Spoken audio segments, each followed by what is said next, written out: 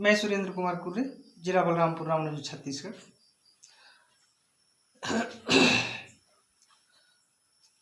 सभी संत महापुरुषों को नमन है और देश दुनिया के सभी सामाजिक क्रांतिकारी हमारे संत महापुरुषों के विचारधारा के अगुवाई करने वाले सभी सज्जनों को, दोस्तों को, सामाजिक क्रांतिकारी महिलाओं को नमन बंदन है। बच्चों को दुलार प्यार। दोस्तों, आज संविधान को मिले 77-78 वर्ष बीत चुकी है। हम जब जुड़ेंगे तो उसको मैं ले लेता हूं। दोस्तों, आज का वीडियो मैं ऐसे लोगों की मानसिकता को इस वीडियो में उजागर करना चाहता हूं जिसे आप लोग समझ सकते हैं। इसके साथ साथ सभी ऊर्जावान दोस्तों को मेरे ओर से दिल से नमन है। जय भीम, जय मानव समाज। दोस्तों, जब चर्चा में हम आते हैं, किसी बैठक में जब जाते हैं, सामाजिक बैठक में, तो लोग अपनी गलतियों को छुपाने के लिए या और आगे की गलती करने के लिए बोलते हैं कि कुर्रे जी, समाज इतना जल्दी नहीं सुधर पाएगी, समाज धीरे धीरे सुधरेंगे। मैं बस इसी बात पर मैं सिर्फ बात करना चाहूंगा। दोस्तों, इस बात को समझिएगा। आप लोग दिमाग से, दिल से सोचिएगा, विचार करिएगा कि ऐसे लोग कौन होंगे जो ऐसी बात करते हैं।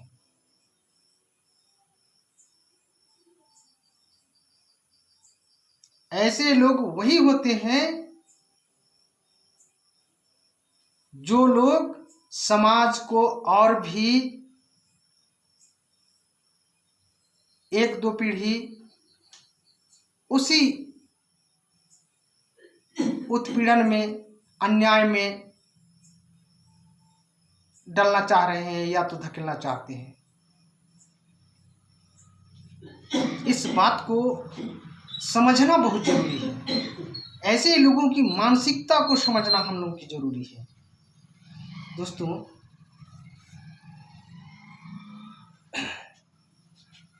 आज यदि हम इस बात को, जिस बात पर हम लोग एक अन्याय, अत्याचार महसूस करते हैं, इस देश में सभी लोगों की मुख में ऐसा मानना है कि मनुवादी लोग बहुत ही कम संख्या में, नहीं के बराबर हैं देश में। फिर भी बहुतायत समाज के ऊपर सारे कुकर्मों को थोपा है।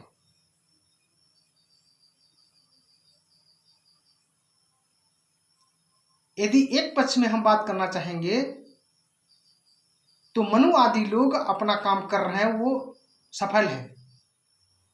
लेकिन हमारे लोग, और सबसे ज्यादा घटिया किस्म के वैसे लोग होते हैं जो कहते हैं कि समाज एक बार नहीं सुधर पाएगी, समाज पीड़ित है, समाज दुखित है, समाज घर के बिना तरस रहे हैं, जमीन के बिना तरस रहे हैं, घर उजाड़े जा रहे हैं, छोटी छोटी जो बिजनेस धंधे में हैं उसको उजाड़ा जा रहा है कई बहाने लगा करके।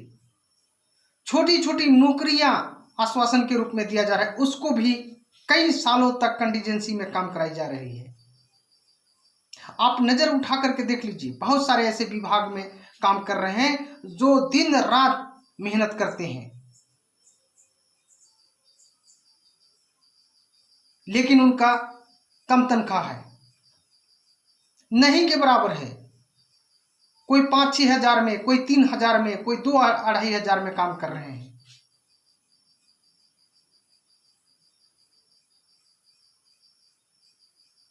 कोई 10 हजार में काम कर रहे हैं, कोई 15 हजार में काम कर रहे हैं।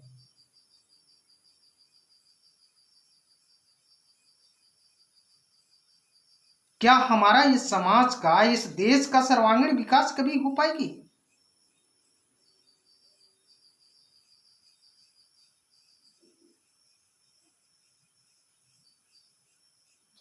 आज मंदिरों में स्टोर किया गया है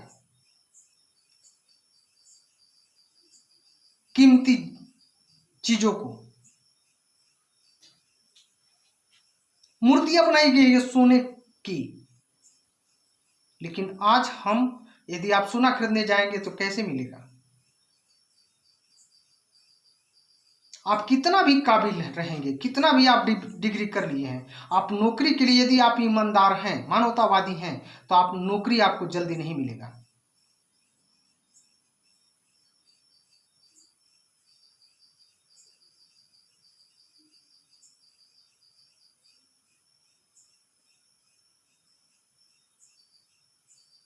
दोस्तों, किसी भी क्षेत्र में जब हम लोग जाते हैं, किसी भी क्षेत्र में जब उसको नजर डालते हैं, तो कहीं भी न्याय नहीं मिलता है। और ये सारा के सारा प्रभाव घर में भी प्रवेश कर चुका है। हर घर में गंदगी प्रवेश हो चुकी है। जो ऐसे लोग कहते हैं कि समाज कुछ लेट में सुधरेंगे, अचानक नहीं सुधरेंगे, कई उदाहरण देते हैं कि आप गाड़ी यदि 70-80 के स्पीड में चला रहे हैं, अचानक ब्रेक लेंगे तो एक्सीडेंट हो जाएंगे।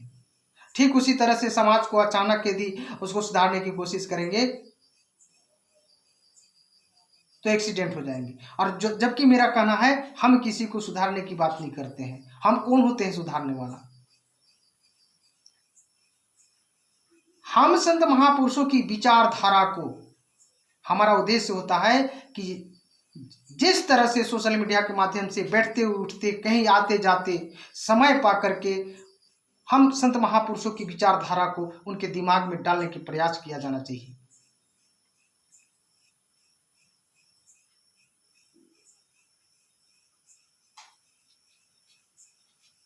आज कई जाति धर्म के तुलना में यदि देखेंगे तो अपना समाज को जरूर एकजाई किए हुए हैं, वो भी हमारे मूल्यवासी ही होते हैं। लेकिन तथाकथित हिंदू धर्म के अंतर्गत में जितने भी जाति आते हैं, उनका एक माह में भी बैठक नहीं होती है, एक माह में भी एक सामाजिक बैठक नहीं होती है। खूब करेंगे, जयंतियां मना लेंगे, शादी ब्याह में मुलाकात हो जाएंगे, लेकिन शादी ब्याह में विशेष कोई चर्चा नहीं होती।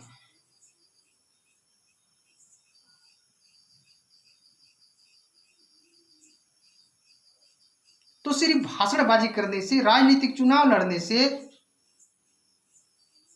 क्या हमारा समाज कभी भी शासन सत्ता में आ पाएगी? और यदि शासन सत्ता में एक बार आ भी जाती है तो क्या बरकरार रह पाएगी? क्या वो स्वतंत्र रूप से काम कर पाएंगे? नहीं। इसलिए जिससे जितना बन सके समाज को सबसे पहले जमीनी स्तर से जगाने की काम किया जाना चाहिए।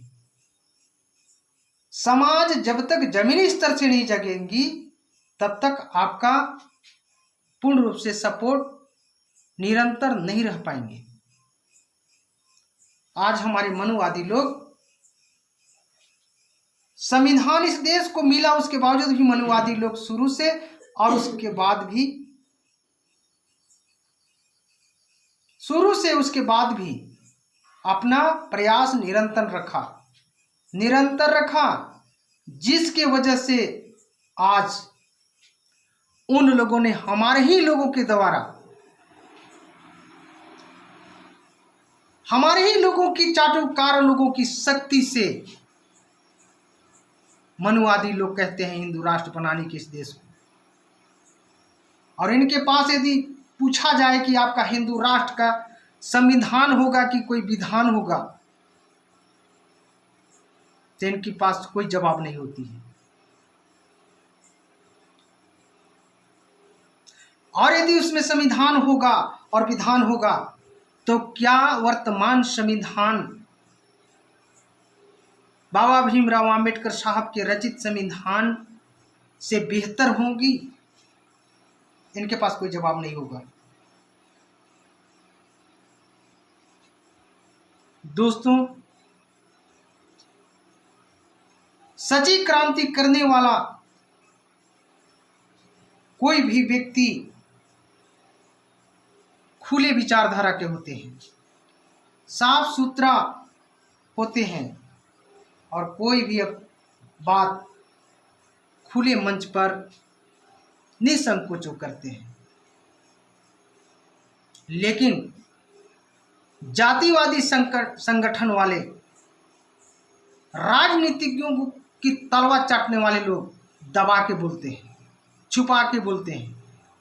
इससे समाज का गुमराह किया जाता है। इस मानसिकता को समझना होगा हम लोगों को। इतनी बड़ी हमारी 85% जो कहा जाता है कि हमारे मूल निवासी समाज है, और 15% स्वर्ण लोग हैं। सिर्फ स्वर्णों को ही गलती नहीं है।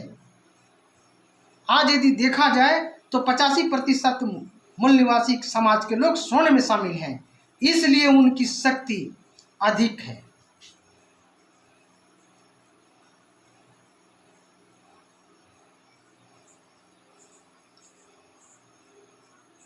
आज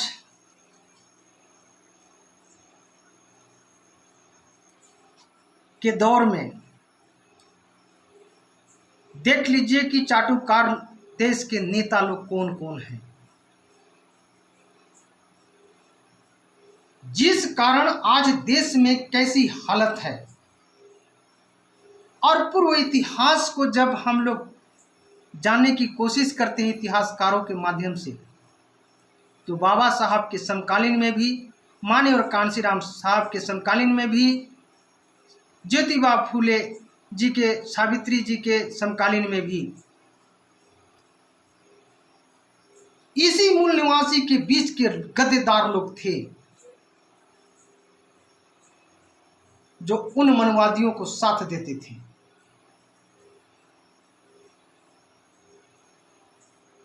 जिसके वजह से गौतम बुद्ध जी भी देश से निकाला किए गए, जिस कारण सावित्री बाई ज्योतिबा फूले जी भी गांव से निकाला किए गए, घर से निकाले गए थे। ठीक उसी तरह से आज वर्तमान में भी इसी गद्दारों की वजह से सच्चे क्रांति करने वाले लोगों को, साफ सुथरा बात बोलने वालों को, मानवतावादी, विज्ञानवादी, संविधान की सही तत्व को फैलाने वालों को आज षड्यंत्र के द्वारा, इसी गद्दारों के द्वारा उनको शोषण अप्रत्यक्ष और प्रत्यक्ष रूप से किया जाता है।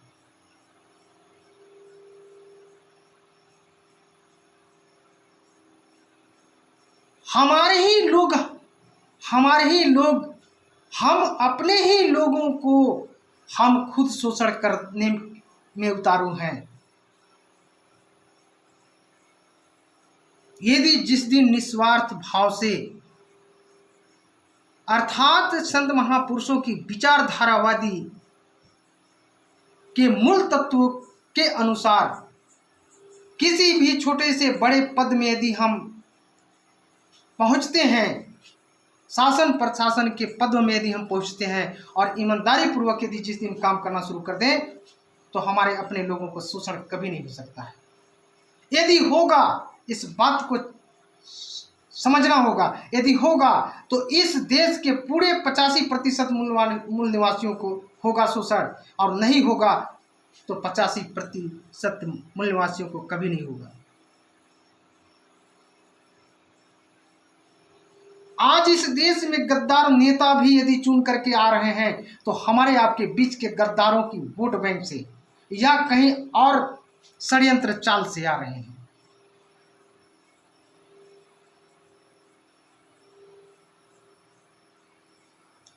दोस्तों, इससे मुझे काफ़ी परेशान इसलिए रहता हूँ और इस बात को इसलिए मैं वीडियो भी इसलिए बनाता हूँ कि मैं भी बहुत पीड़ित हूँ और गद्दारों को मैंने देखते देखते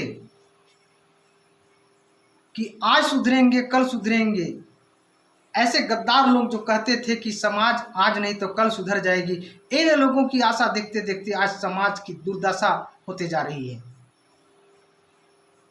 और सच्ची क्रांति करने वाले ऊर्जावान साथियों को, दोस्तों को, महिलाओं को पीछे करते हैं ऐसे गद्दारों ने। साम दाम दंड भेद की नीति अनीति लगाते हैं। क्या साम दाम दंड भेद की नीति क्या हमारे संत महापुरुषों की विचारधारा के अंतर्गत में आती है?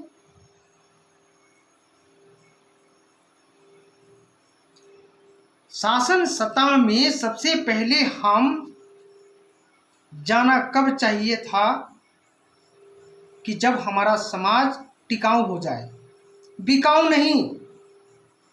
हमारा समाज जब तक बिकाऊ रहेगी तब तक हमारा शासन सत्ता टिकाऊ नहीं रहेगी। इसलिए सबसे पहले समाज को हमें टिकाऊ बनाने की जरूरत है। हम सभी को, हम अपने को भी टिकाऊ बनाने की जरूरत है और जब तक हमारा ये समाज बिकाऊ रहेगी तब तक ये शासन सत्ता टिकाऊ नहीं होगी। टिकाऊ तब होगा कि जब हर क्षेत्र में, घर घर में, गली गली में संत महापुरुषों की विचारधारा को प्रचार प्रसार में लाया जाएगा।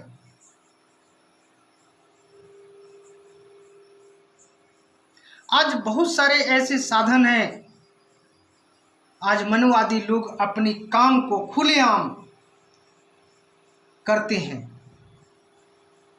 उस तरीका को भी अपनाकर हम लोग कर सकते थे।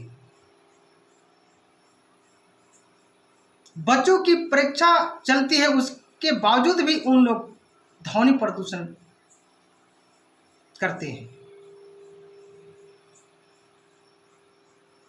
लेकिन हम लोगों को किसी को डिस्टर्ब करना ये उचित नहीं है, मगर हम लोग समय को देखते हुए इन सारे तंत्र को अपनाकर प्रचार प्रसार समाज में कई तरह के नियम को अपनाकर हम लोग कर सकते थे। इस देश के सभी ऊर्जावान दोस्तों से मेरा निवेदन है कि सभी कोई एकजुट होकर, सभी क्रांतिकारी महिलाएं, पुरुषों, नौजवानों, बुजुर्गों, सभी एक साथ मिलकर बिना भेदभाव के इस क्रांति को फैलाया जाए। और सबसे ज़्यादा खतरनाक तो बात यह है कि हमारे लोगों में हम कितनी भी संत महापुरुषों की नाम तो लेते हैं, जय भीम तो करते हैं, लेकिन हम जातिवाद और धर्मवाद, अंधविश्वास, पाखंडवाद, कहीं ना कहीं हम उससे हमारी मानसिक ग्रसित होती है। इसको तो सबसे पहले त्याग करना पड़ेगा। जबकि संत महापुरुषों की विचारधारा में जाति तोड़ो समाज जोड़ने की बात कही गई, अंधविश्वास पाखंड से मुक्त करने की बात कही गई। बहुत सारे इनकी बात जो है एक नारे के रूप में भी दी गई है। जिस चीज को हम लोगों को अमल करना चाहिए था, उस नारे को भी सार में हमें समझना चाहिए था। कब तक इस प्रकार से दलाली होती रहेगी इस देश में, और हम कब तक मनुवादियों को सिर्फ गाली देते रहेंगे? स्वयं की गलती अपने आप में गिरेबान में झांकने की जरूरत है। मनुवादी लोग अपने आप सुधर जाएंगे।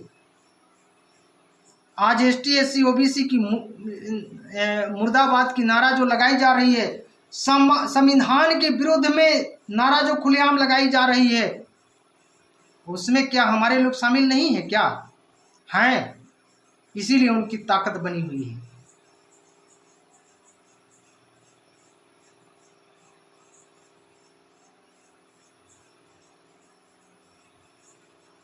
आज यूपी में देख लीजिए न्याय व्यवस्था की क्या स्थिति है, हर क्षेत्रों में देख लीजिए।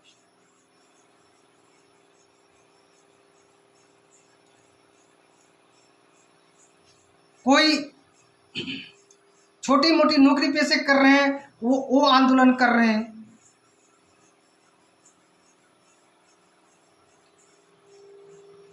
कोई जो पीड़ित है वो कोर्ट कचहरी थाने की चक्कर काट रहे हैं, जिसमें कि मैं भी पीड़ित हूं। हर जगह पर आंदोलन आंदोलन आंदोलन। आंदोलन सिर्फ करने से कुछ नहीं होगा।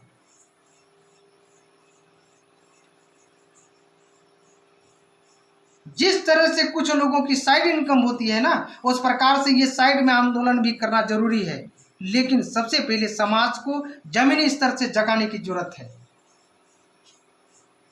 अब इस बात को मैं बैठक में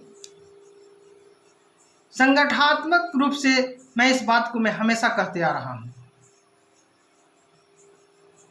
दोस्तों, इससे यदि किसी को भावना आहत हुई होगी या अपने आप को जो व्यक्तिवाद लोग होते हैं, जो उनको कुछ बड़प्पन कम हो गई होगी इस वीडियो को सुनने के बाद, तो मैं क्षमा चाहता हूं।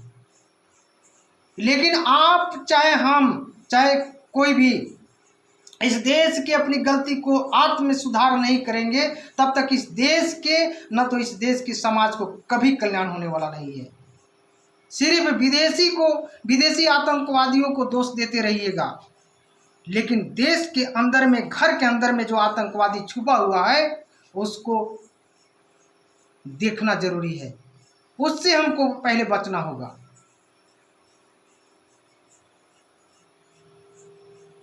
मैं इन्हीं शब्दों के साथ मैं सभी को नमन बंदन, नमस्कार, प्रणाम, जय भीम, जय मानव समाज, जय मूल निवासी।